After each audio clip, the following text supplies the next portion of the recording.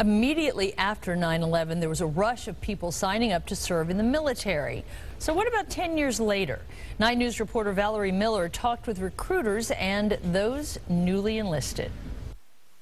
Jacob Patrick was in the 4th grade in 2001. He remembers the tears of teachers in class. He remembers watching TV that day. The Colerain High School graduate is now headed to Marine boot camp. I don't want it ever to happen again.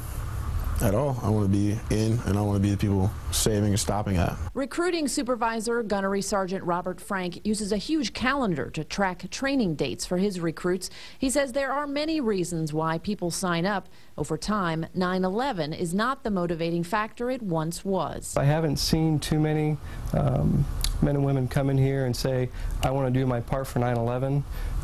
Probably 6-7 years ago, we had that. Evan Mann, a Lakota West senior, is one of the few and proud. The events of 9/11 were a big factor, but not for what he remembers as a 9-year-old.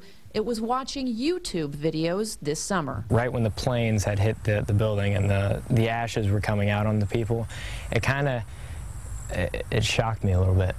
Like, why would somebody do that?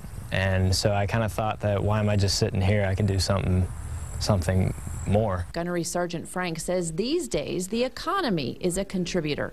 College students get a degree but have trouble finding a job. He says many turn to the military for the experience and for resume material. Many also learn the Marines is not just about fighting, but opportunities for the future. In Fairfield, Valerie Miller, 9 News.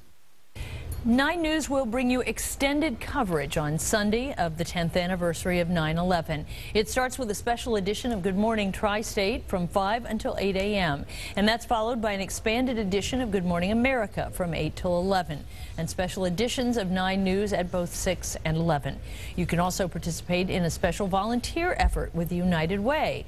Find out more at WCPO.com/September 11th.